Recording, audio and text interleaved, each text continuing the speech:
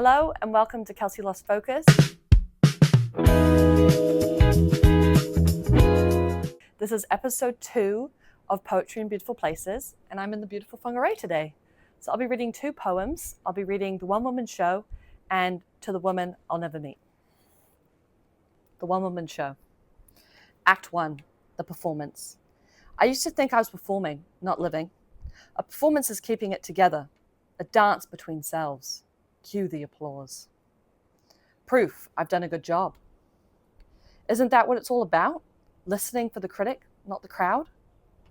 A standing ovation, and still I wait for the critic's approval. The turning point. But what if the script goes missing?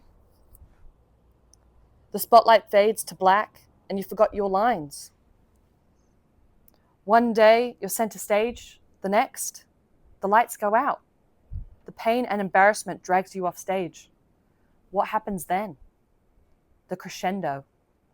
The critic in my head never seems to clock out. Because I didn't finish the show?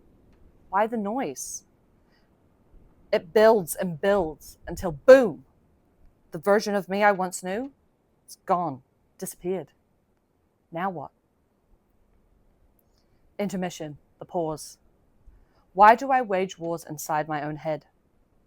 All this pressure to perform really leaves me empty. To dazzle who?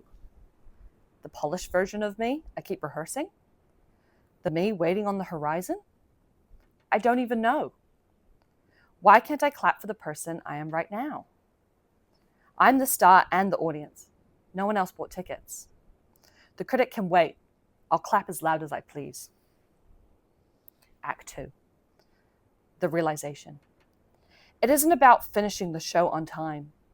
The audience will wait for the final bow, no matter how long it takes.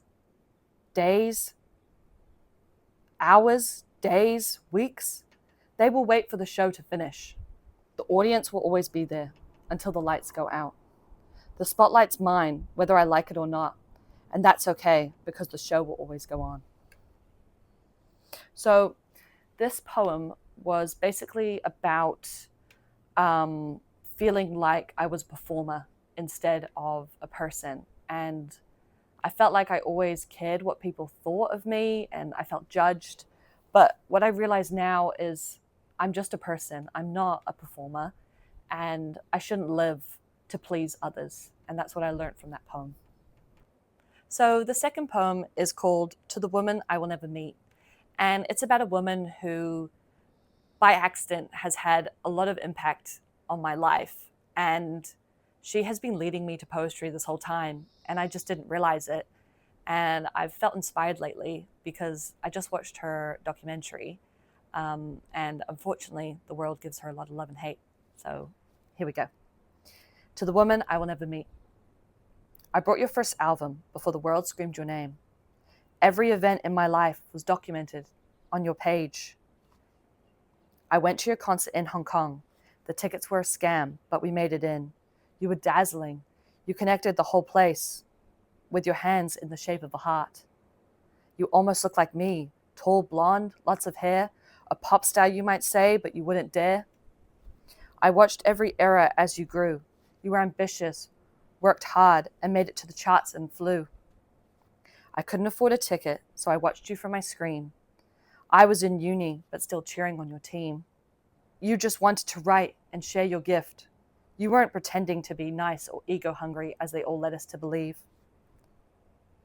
Years went by, and I followed you from the shadows as you blossomed and rebuilt the team. Fast forward to your great return. I begged my soon-to-be husband, please, oh please let me go. It was my first trip alone. Costume planned, every song learnt. Every word you ever wrote, everything inside of me was ready to explode. Then I saw you, me and 81,000 people, all cheering for the same person. The girl I found at the back of the CD shop, now beloved by millions. It was a blessing just to be there, to witness your light shining. Then you released your poets department. I wasn't in that place. It was like, oh no, we weren't in sync.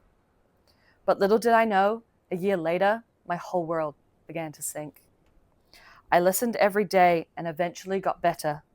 Everything began to sync back together.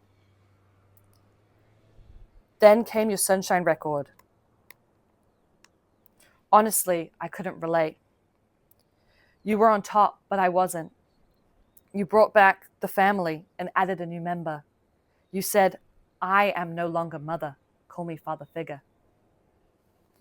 Now I realize it's all in the timing. It all hit me at 27, when you showed me a world that was always there. Unfortunately, I'm afraid to say your name, as the world gives you so much love and hate. They can be so black and white when someone is great. But I don't care, because you made my world sing. You will never know me, but I was drowning and you pulled me out. Now, I'm just like you, with ideas on my phone, with melodies running in my head and so much to share. What if you'd never saved me? All these poems wouldn't be here. But that did not happen, and all I hear are words that rhyme. To the woman I will never meet, you have always been my secret supporter, and now I will forever and always be in your corner. Thank you.